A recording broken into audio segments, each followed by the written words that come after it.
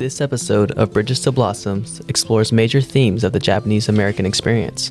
The stories of the individuals discussed in this episode will reveal a lost history, one often overlooked in grade-level education spheres, for a variety of reasons such as little information surrounding this topic, or even the late formations of ethnic studies in schools, which means what you will learn in this podcast you've never heard before: unstudied testimonies of the Japanese Americans in 20th century San Francisco. Hi, I'm Nick. I'm Nigel. I'm Luke. And I'm Jessica. And in this podcast, we will educate you on the lost histories of Japanese Americans, of the stories nobody has taught to you in school. Sounds exciting? Well, let's jump right into it.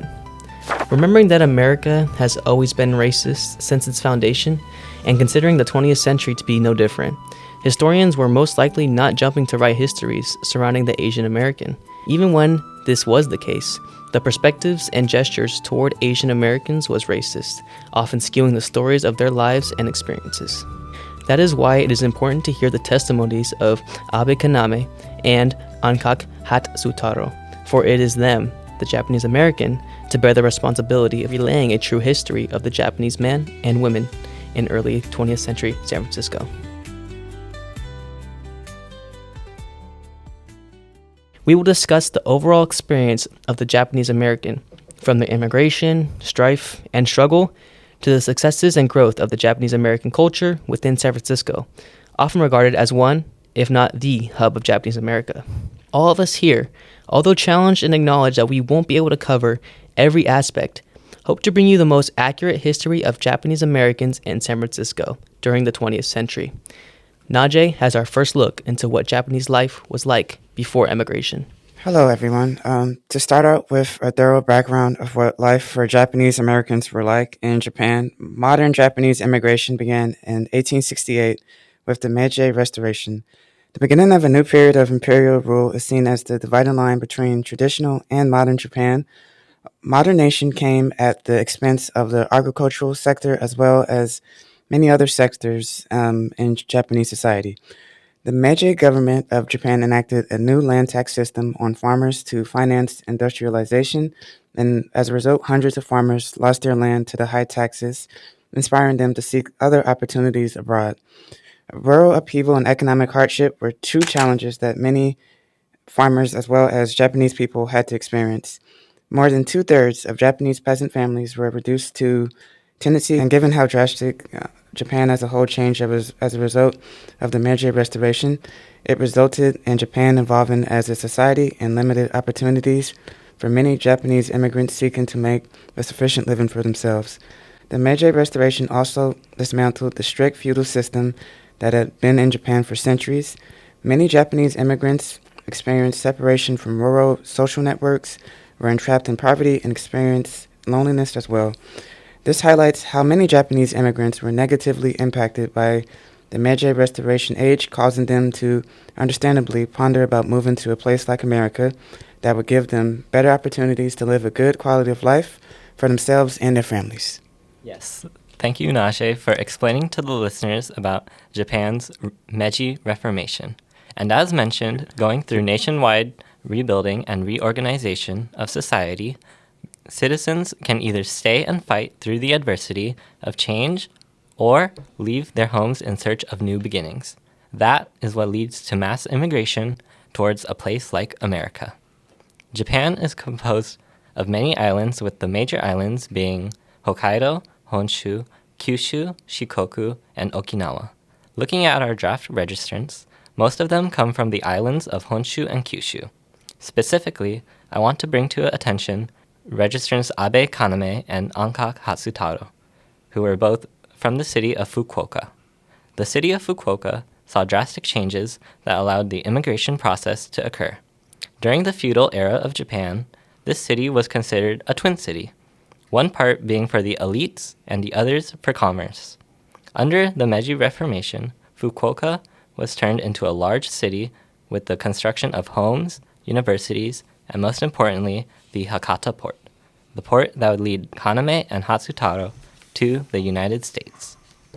Looking at how the American government created the Chinese Exclusion Act of 1882, it is no surprise that they also wanted to stop the mass immigration of Japanese people. With growing anti-Japanese sentiment, President Theodore Roosevelt created the Gentlemen's Agreement of 1907. In this agreement between America and Japan, the Japanese government agreed to stop all immigration of Japanese laboring men. The Japanese government agreed to this notion mainly to avoid the situation of the Chinese Exclusion Act, where all Chinese people were denied immigration. With this agreement instead, Japanese women and children would still be allowed to enter the states. See, the first wave of Japanese immigrants, also known as the Issei, was composed mainly of men, and with the introduction of Japanese immigrant women, the immigrant population would not be composed of just Issei, but a new population of Japanese Americans, the Nisei. Thank you, Luke. With immigration comes forced labor conditions and depressed wages, and Japanese Americans experienced this reality alongside persistent racism and economic exclusion upon their return to the Bay Area. During and after World War II, those deemed to be illegal of age, typically 18 to 45, and in some cases up to 65, were required to register for the draft. Evaluated not as full human beings, but as units of labor within racialized hierarchy, they were used as cheap labor with little to no pay, often working under white employers who benefited from the restricted and common mobility and immigration status.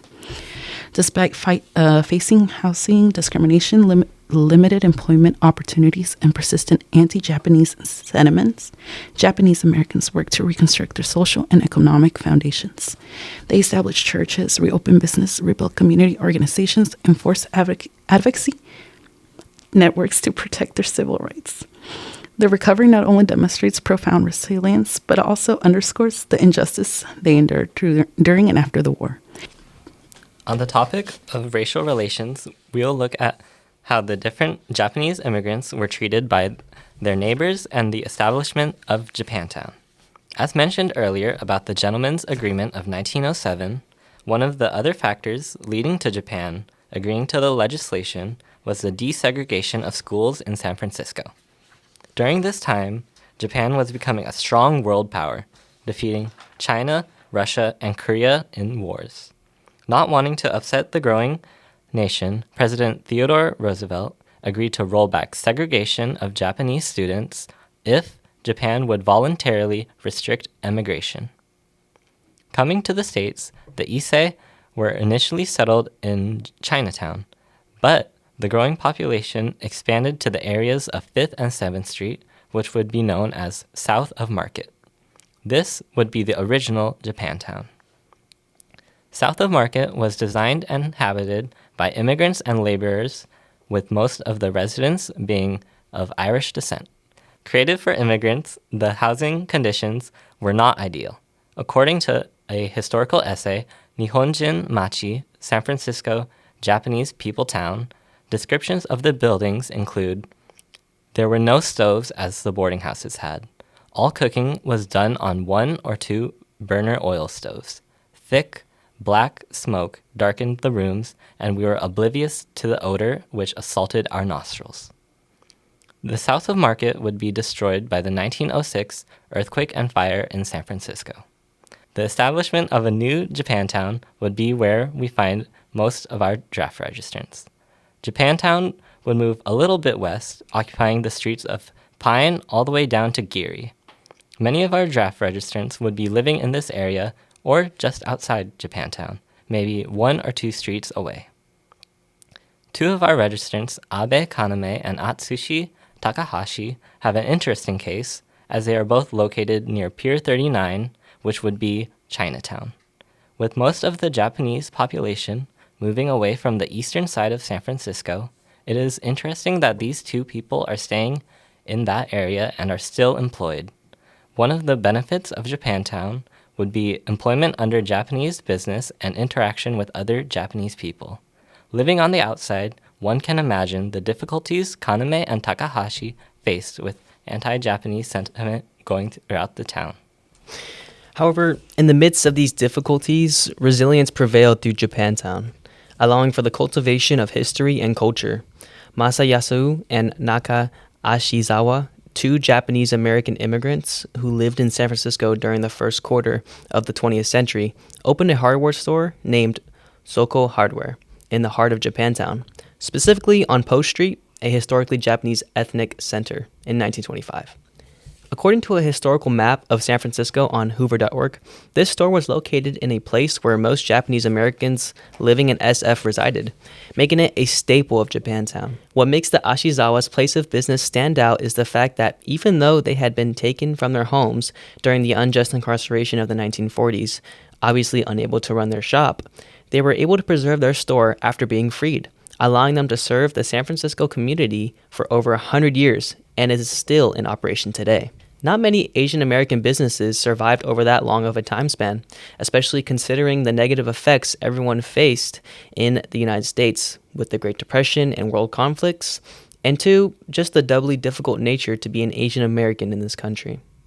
However, over the last century, a small family-owned business survived it all, handing down the family business onto its fourth generation now. I unfortunately must say that this is an outlier, an exception to the rule, as most businesses could not survive in a post-war economy. An example of such a business was the Uoki Kei Sakai Market, which closed in 2011 after being in operation since 1906. This market that specialized in fishes and other Asian goods was also located in San Francisco's ethnic enclave of Japantown. Although the reason for closure was because the owner, Robert Sakai, was simply overworked, locals within the community compared the closure of the market to, quote, losing a family member, signifying the impact this pre-war Japanese-American store had on the community. Recognizing that racism has shaped the United States since inception, including throughout the 20th century, clarifies why historians have long failed to document Asian Americans' lives with accuracy or care. When Japanese Americans appeared in historical records, their stories were frequently distorted by racist assumptions or reduced to the bureaucracy fragments. This absence underscores the profound importance of testimonies and individuals such as Abe Kanami and Ankao Hatsuro. Their lived experiences grounded in migration, labor, community rebuilding, and survival offer direct insight into the 20th early century Japanese American life in San Francisco. However, testimony alone cannot address every gap. Japanese American history is often preserved through scattered draft cards, neighborhood maps, business records, and memories not originally intended for historians. Therefore, our responsibility is not only to interpret these fragments, but also to engage with them intentionally in order to reconstruct a narrative that honors those who lived in it. Ultimately, studying this history is not only about recovering the past, but about shaping the future. By taking seriously the partial records left behind, we become better equipped to challenge the silences produced by racism to prevent the repetition of past injustice.